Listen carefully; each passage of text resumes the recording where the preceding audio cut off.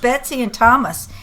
Douglas Gabriel and Tyler Gabriel here, and we're here with our friend, almost our only friend these days, because everyone has abandoned truth, Michael McKibben, thank you for coming today. Oh, great to be here. Thanks. And we have 5 amazing topics, and they're going to be all separate audios, but today we're going to start out with talking about this China and the social credit score. You've done a lot of preliminary research for us, you and your team at Americans for Innovation, Michael, and we've been posting that. And as always, I'm going to be sitting back listening, and all of the articles and things you talk about, I'll have that in the link, which are in the production notes below. So, well, Michael, it is such a pleasure to always be in the studio with you, because you just know so much, and you are the voice of all these different researchers and these different groups, and we just thank you. The research you're doing, really heartfelt from us. Big thank you. You're a great patriot. Now, let's talk about the evil in China. I was griping the other day that China is the totalitarian example of the digital big brother that has been brought on by things that you can detail in fashions that no one else can, because the very people who moved to China to try to get the jump on manipulating China into the digital age and the age of capitalism for them are the very same people who ripped off Leader Technologies and created the social networking schemes that we know are really fake now. But in China, this is out of control, and you have tracked now the Digital Key Certificate Authority, Hillary and her gang, to Shanghai, China. So it looks like she's taken up China's side now, even more so than when she helped take over manufacturing with China through Walmart. So it's most interesting to see now. I'll just give one tiny example besides the fact that the totalitarian government, the Central Communist Committee in China, has basically put 1 million Uyghur people in the northwest part of China into re-education camps, and 750,000 of them have died. When asked about it, just to give you an example of free speech in China and the way that free speech is being squelched and that's coming to America, their answer to that was, we gave them free vocational training. That's the way they look at it. Right. So what do you think about free speech in China? Well, it's something I had not spent a lot of time looking at, because we've been focused on what's going on in America, and then after working with you all in what's happening with the Privy Council in the UK and in Europe. But now we see the same patterns, these same sets of relationships have always been there in China. We just had not focused on them, and the press had not investigated them. And this appears to go way back to Henry Kissinger days under Nixon, moving forward through the Clinton.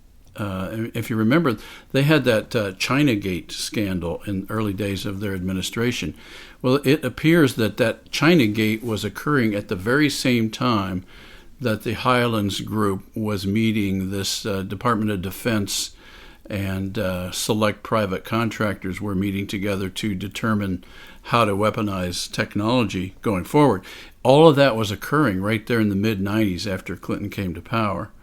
And so now we're seeing through the timeline that our team has been building a direct correlation between all of those activities in the mid-'90s when they got set up to the late 90s when they started implementing their plan through things like In-Q-Tel, through Yahoo's investment in China, through the abolishment of Glass-Steagall and the banking regulations in the U.S., the formation of Citigroup.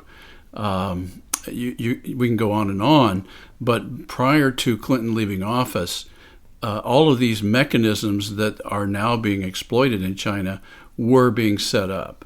That's very clear now from the Securities and Exchange documents that these companies all filed.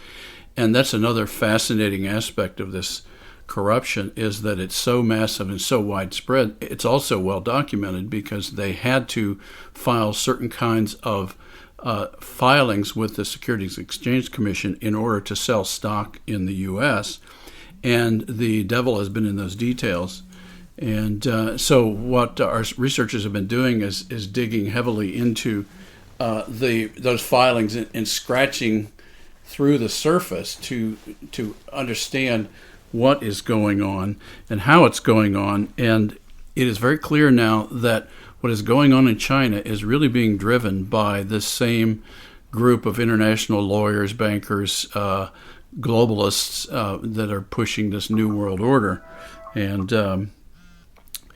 the unfortunate and sad aspect of this is they are now pushing their philosophy most aggressively in China, and now persecuting the Chinese people to experiment on all these totalitarian systems that they've been building through their digital networks. So it's beyond scandalous. There's no word to describe how evil this system is. But you mentioned the Uyghurs in northwestern China, and you had been mentioning those for months, and I had not spent any time looking at it. But when I read about how they are persecuting these people, this minority, and it's not the only minority, because we now see they're attacking Christian churches, Buddhist churches, Buddhist temples, free thinkers, intellectuals, real journalists, anybody that is challenging the state of affairs there is now being labeled an enemy of the state. And this, for me, was deja vu all over again, because and I've mentioned this before, in the 70s and 80s, I was involved in working with believers and dissidents in the former Soviet Union during the Brezhnev era, and saw this same totalitarian conduct and treatment of their minorities, and anybody who disagreed with the official policy of the Communist Party were labeled anti-Soviet.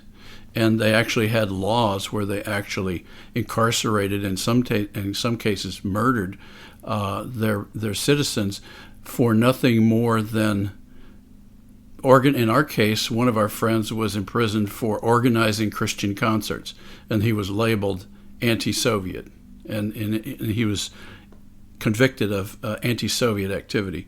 And they had a number of euphemisms for that same idea. But what I see going on in China is exactly the same thing, but this time they've got the digital communication networks, so they're able to do it a lot faster than they did it in the Soviet Union.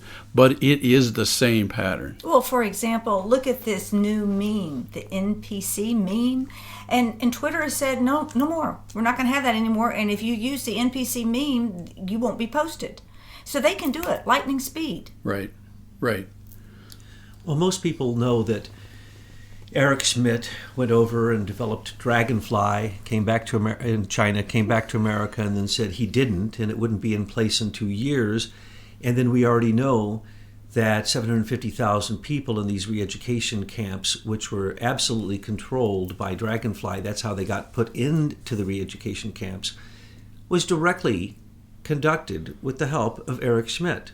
And that's a fact. Now, everybody knows that. They know that Facebook went over and said, oh, no. We're not going to create what the Chinese want. There's no freedom there. That's just a lack of free speech. This isn't surveillance. This isn't surveillance and targeting. This is brainwashing. This is their social credit system determines everything you get to do or what you don't get to do. And it's amazing to see that this is out in the public and it's in the news, and they simply stand up and deny it. But what people don't know is what I'd like to ask you about, Michael. We know about James Breyer and through you and Milner and his dad. Can you tell us about John P. Breyer? And what he had to do with the early setting up for the financial ripoff of the capitalization of the digitification of China and the cyber warfare that's basically going on against China, which is really also economic. Right. When we were investigating the misconduct of the courts and the judges in the Leader v. Facebook patent trial that we engaged in between 2008 and 2012, when John Roberts failed to disclose that he had holdings in financial interests in Facebook, we started digging into the backgrounds of the players in Facebook, and one of the early key players, at least publicly, was a venture capitalist by the name of James W. Breyer, who was the managing partner of Excel Partners in Palo Alto, California. In 2004, he was also the chairman of the National Venture Capital Association, along with many of these key players now, including In-Q-Tel, the CIA, including Fidelity and Vanguard and Kleiner Perkins and all these names that keep popping up in these Chinese investments. But anyway, back in 2004, we started digging into that first 14 million, roughly, investment that Breyer made in Facebook, and then our researchers started digging into Breyer's biography. And his biographies are all over the place, but one of the things that was glaringly absent was any discussion of his family, and which is not typical. Normally, bios are going to tell who their parents were and where they were born and that kind of thing, and those were glaringly absent with James W. Breyer.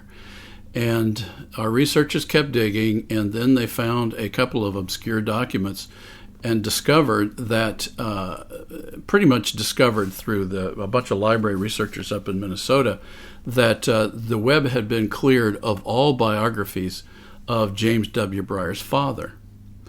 And yet, buried in the archives in a university in the Midwest was a discussion of John P. Breyer, his father.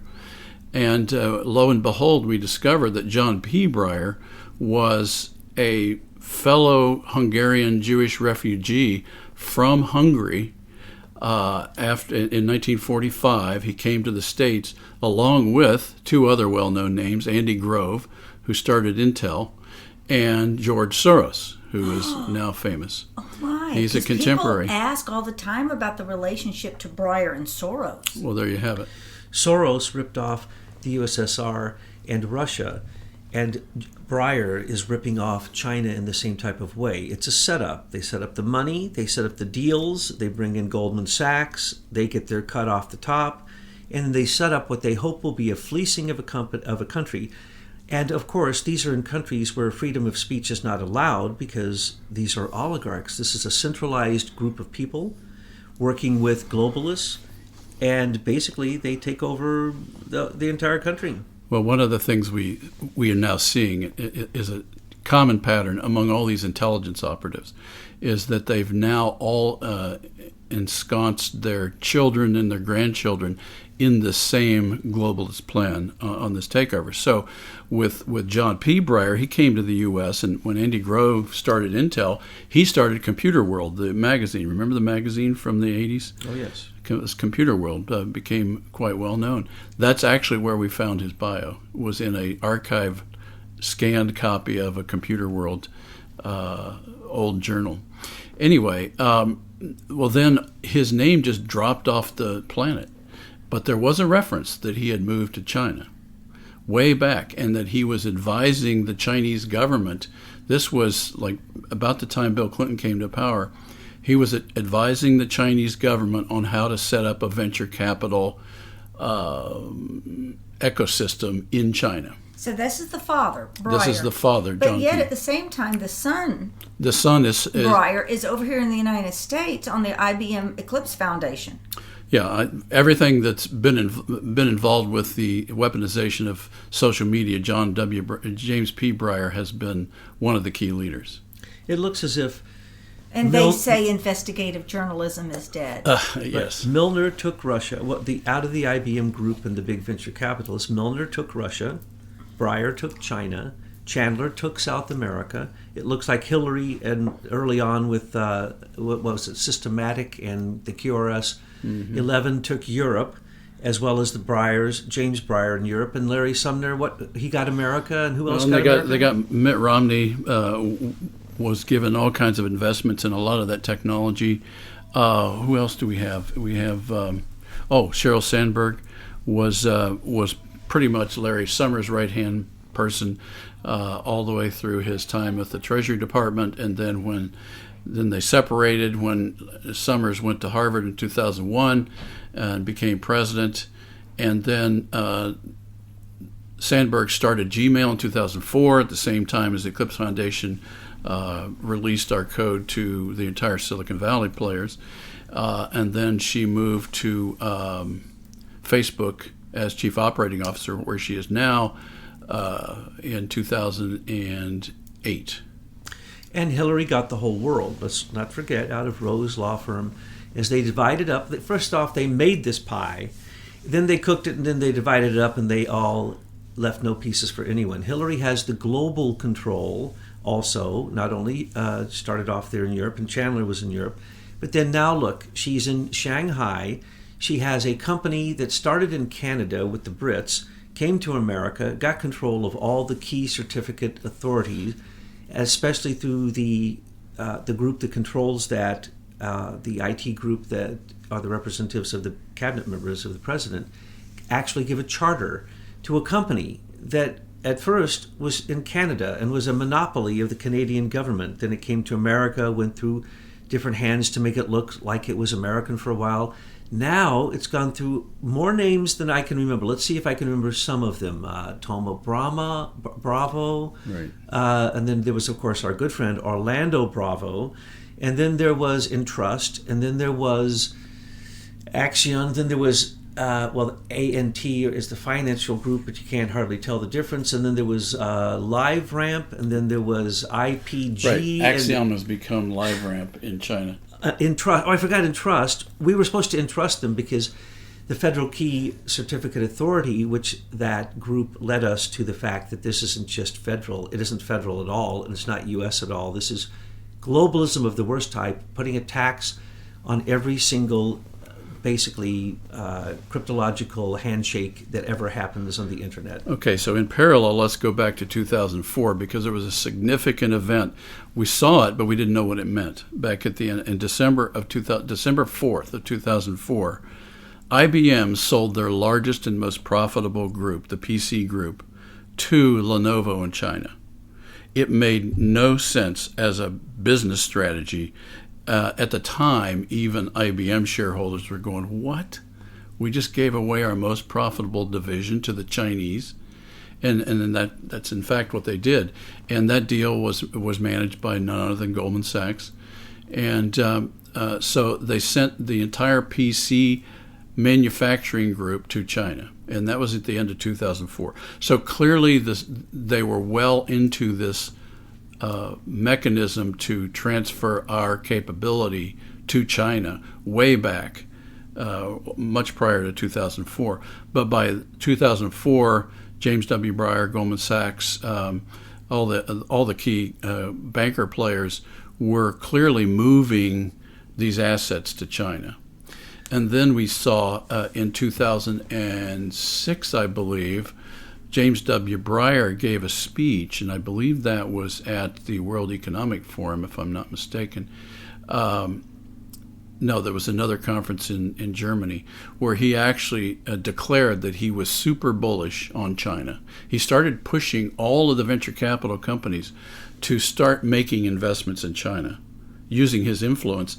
And of course, he was the former chairman of the National Venture Capital Association. And so what we now know is the entire venture capital community, or much of it in the U.S., are just a bunch of feeder systems for whatever the priorities are of these large banks who provide them the cash to invest. So they're out there, they've got their tentacles all over the U.S., sucking up all the ideas and all the inventions of our inventors, and completely flipping this idea of the value of patents. So the way they control everything is by finding these entrepreneurs early, feeding them some cash, letting them get going, get comfortable with having cash, and then they will build into subsequent financings. We'll finance you the next round, but hey, by the way, in that next round, we're going to take control. Right now, you've got control in the early days. That's exactly how it works. Exactly. And then the other thing is they're able to suck off the very best ideas and inventions. That leaves the average inventor the one to really have to pay the price for research. Yep. But you forget about the ones who fail, right? Right. Yeah, they'll just discard the ones. Well, they may even finance several competitors, but in the end, they'll pick the one they want to win. Then the others will be pushed off to the side. So where again, their feeder farm. But here's the psychological game. I felt it directly. I didn't know what was causing it, but one of the things that these guys are masters of is a set of arguments they make to an entrepreneur. An entrepreneur is young, usually energetic, probably not that business savvy, but they can learn. But what these guys do is they'll come in and say, well, you're an entrepreneur. You don't understand business. We understand business. Here, do it our way. We'll take care of you. We're the experts. We're the lawyers, the accountants. We're not going to teach you about this business. What we're going to do is exploit you. That's the behind-the-scenes comment. So what they do is they create this psychological game where they make the entrepreneur feel incapable of running a business. And they just do it across the board. And I noticed that they would make comments to me when I would make pitches, and they would say, well, yeah, you're an entrepreneur. You can't have control of this company because you don't understand business. And I'm saying, well, I may not understand business now, but I'm a quick learner. So if that's the way you want to cut this deal, then goodbye.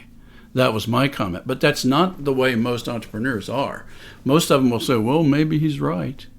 Maybe I can only invent. Maybe I really can't run a company. Well, they're vultures. They know what early stages of creation looks like, and they go ahead and drop themselves into the process early on.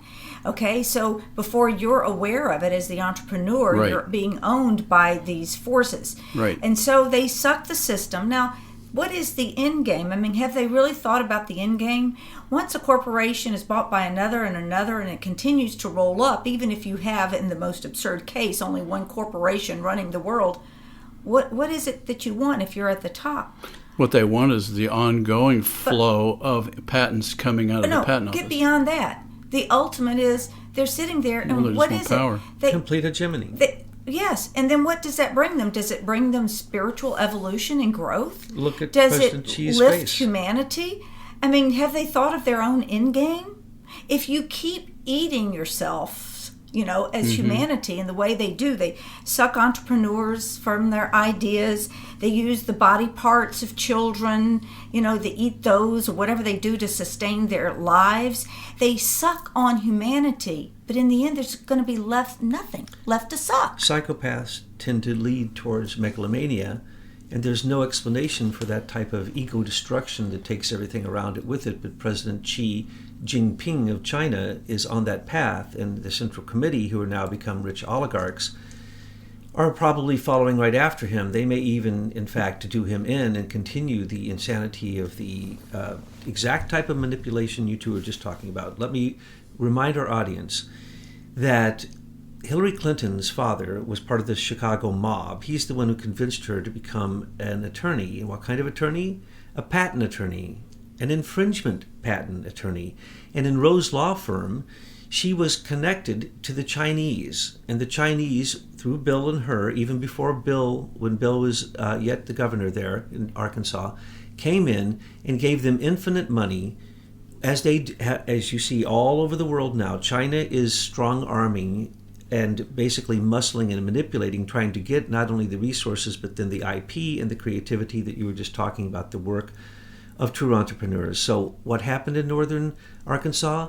Out of Mensa, Arkansas, was where the Iran-Contra scandal, that's where all the planes were flying in and out. Mina, excuse me, not Mensa. Mensa is, sorry, I don't want to tell anyone. I anyone. didn't know Mensa started there. You know what Mensa is. Yes. Sorry, that's a slip. But anyway, so infinite Chinese money into northern Arkansas started Walmart. And that's why Hillary was on it from the beginning. She was there, and she was their espionage tool. This was industrial espionage to control manufacturing in America, run through the Clintons, through IP theft, as we've pointed out, through James Chandler and the whole gang, as they worked through Rose Law Firm. And this has all been tracked back to Jerry C. Jones, who was, in fact, her stooge of 17 years, who was somehow miraculously in charge of $40 billion a year when it was Intrust, the company that owned these federal contracts, supposedly, which taxes people for simply being on the internet. But it was out of northern Arkansas that China came in and basically conducted one of the greatest industrial espionage attacks on a country in world history. And Hillary is still continuing it. And I just want to remind people, she invited China into Arkansas, and then now, let's remember, all 780,000 of her emails sent a courtesy copy to China.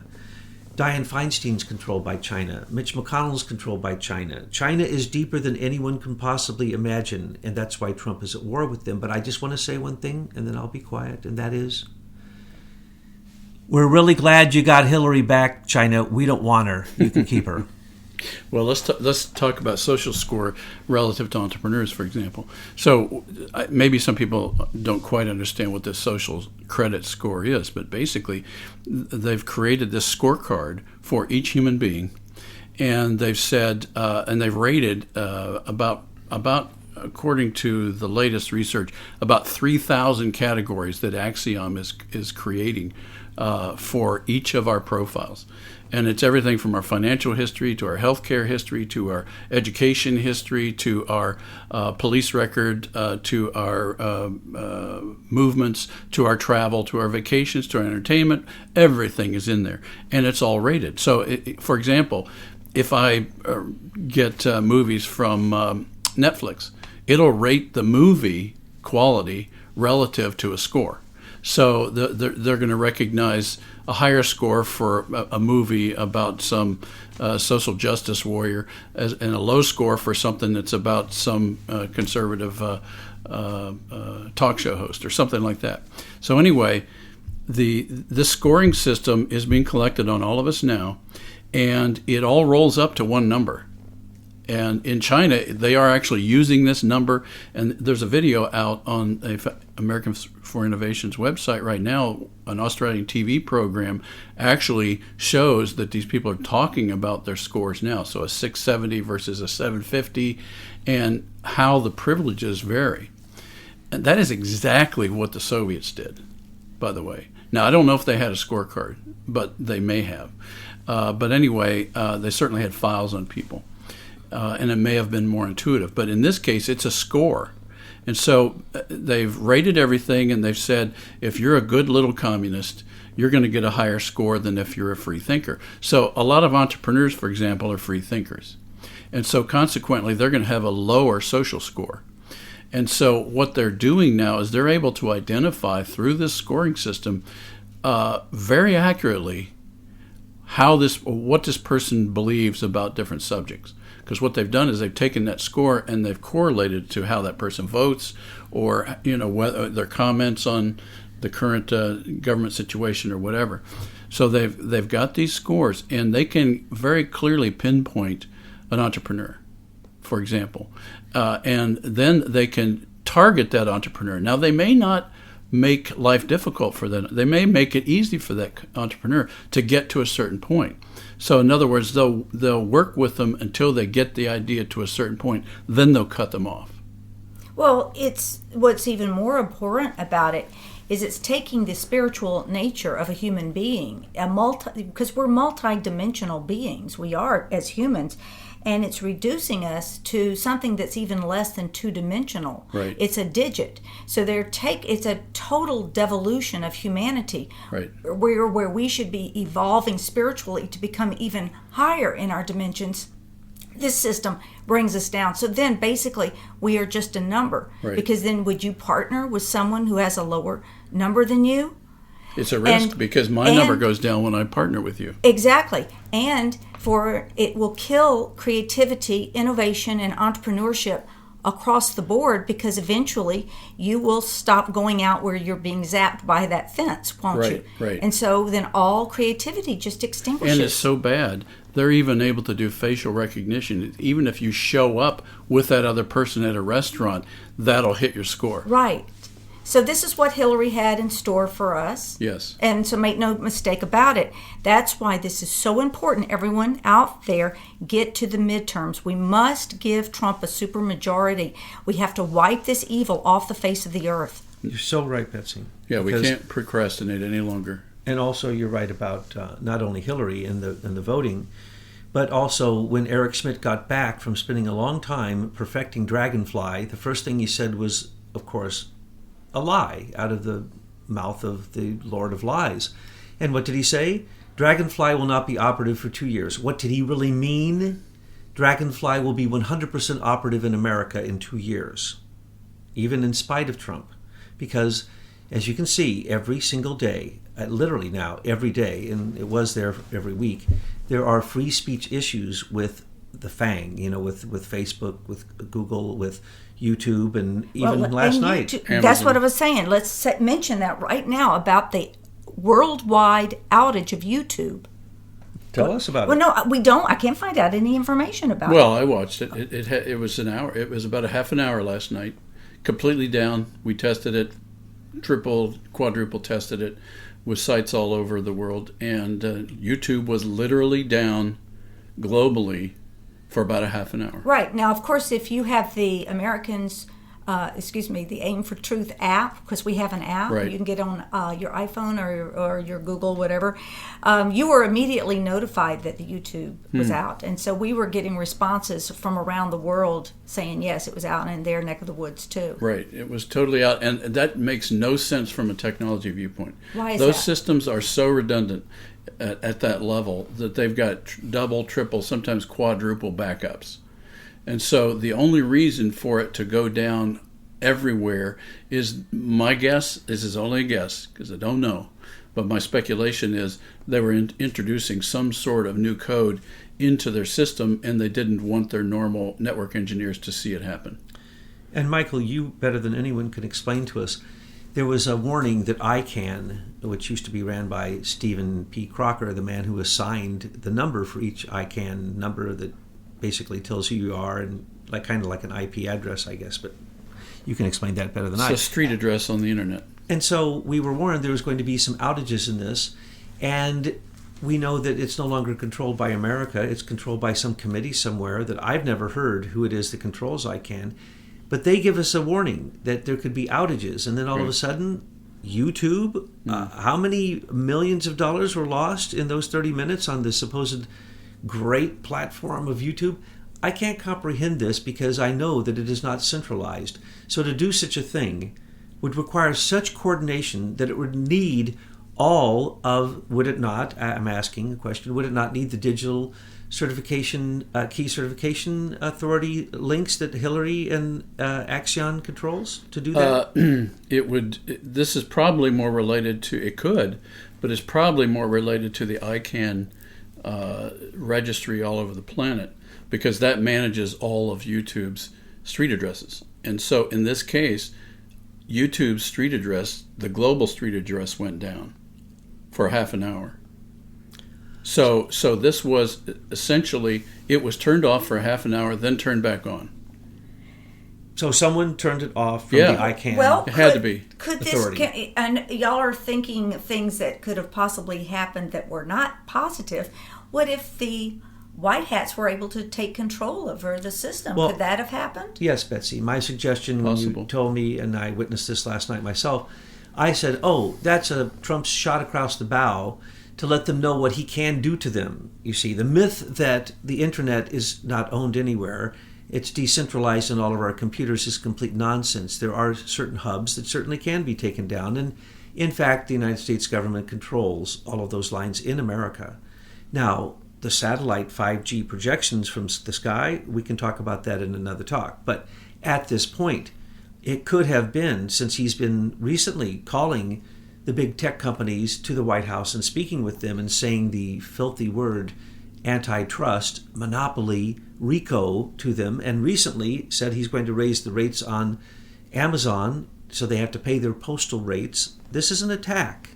It could possibly, right now there is an attack by Trump. He's written executive orders to allow him to go after these things. And it seems as if one thing after the next is happening, kind of behind the scenes, not an open attack, but as I say, almost every day, every 2 or 3 days, they have to admit, as Facebook just admitted, 3 days ago, we cannot control free speech, they say, so we're not going to try. There will be no free speech in Facebook. They just came out and said that. I mean, hello, are we not having our free speech taken away from us? Is not the Atlantic Council, funded by George Soros and others, using the same program in America now through Facebook that is used in Europe that I call the Truth Ministry. There are 10 Soros-funded groups that determine what is truth on the internet in Europe. This is absurd. Now it's come to America and it's on Facebook, and that's the reason so many things are dropped from Facebook, from Instagram, from Twitter. Those are now machines. That's a program that was written, I believe it was out of Cambridge, where they simply flag words they don't like, and if you get on the list, you just simply get dropped. There's no consideration. It's actually a machine function. And that's why you have to, in the great information war, you have to stay ahead of the narrative, and that's what your research team does. Right. It shows us what's on the information path that we should know before the mass of people start using those words. Let me tell you another frightening piece of data that came out of a August 10th congressional report about the persecution of the Uyghurs in northwest China. They described the social credit score surveillance system that they have developed there and that has been applied, as Douglas has explained, against this minority group. They have developed something called let me get this right, the convenience police station. I'm not making any of this up. This came out of the congressional report. In a grid, every 500 meters, they've got something called a convenience police station that they've implemented in this city. And this area is the size of a population of Florida, by the way. We're talking, and it's 2.5 times the size of Texas, so this is a big region.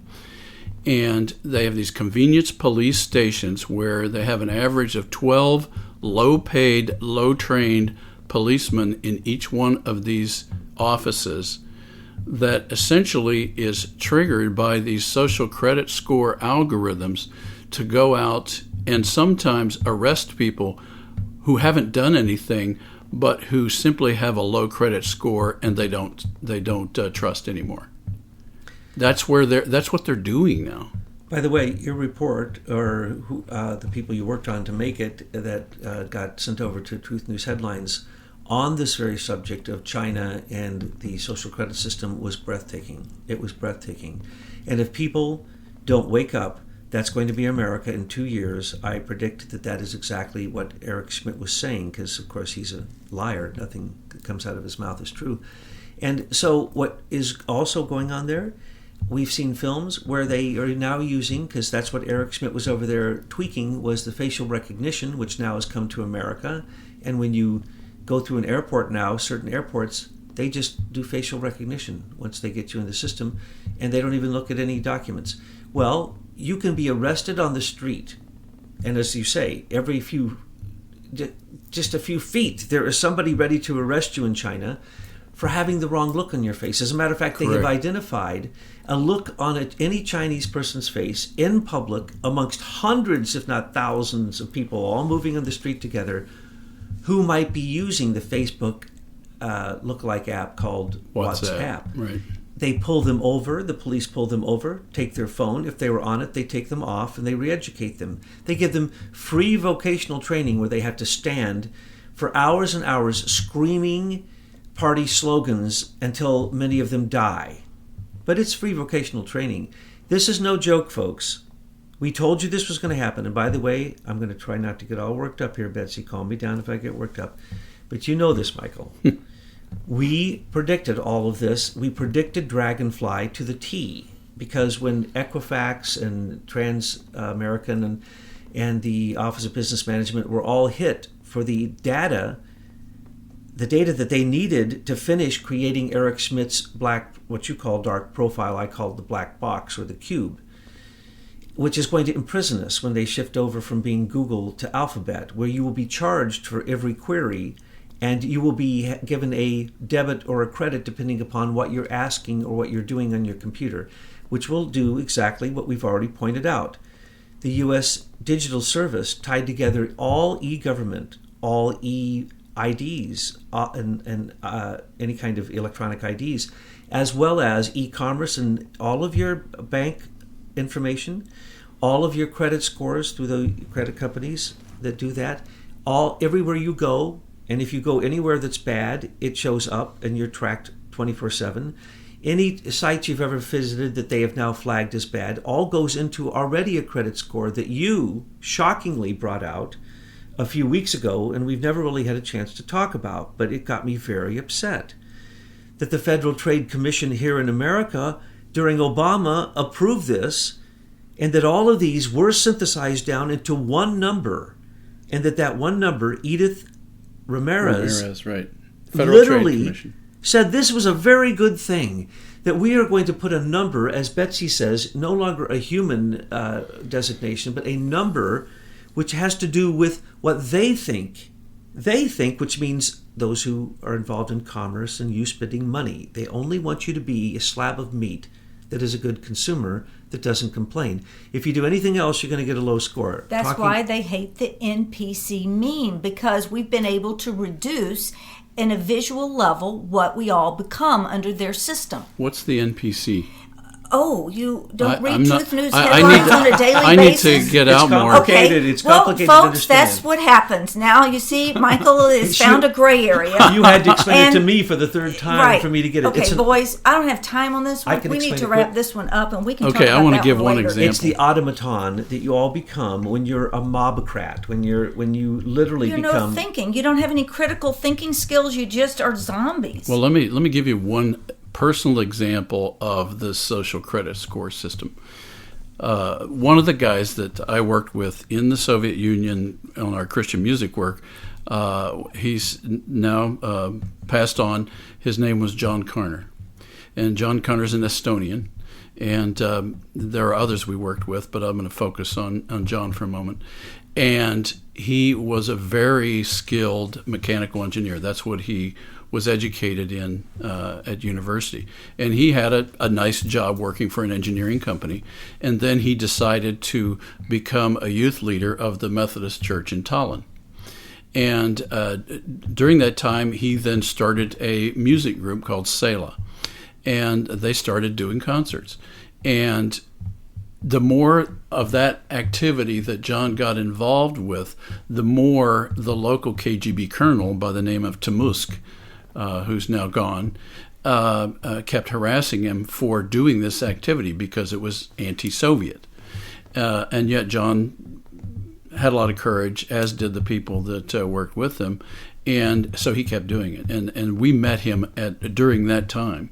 And as he did more of that activity, he became increasingly harassed by the local KGB colonel by the name of Temusk. And in the end, he went from being a very skilled mechanical engineer, good job, good pay, and they kept demoting him until the point where the only job he could get in the town was to be the stoker of a boiler in a major apartment building.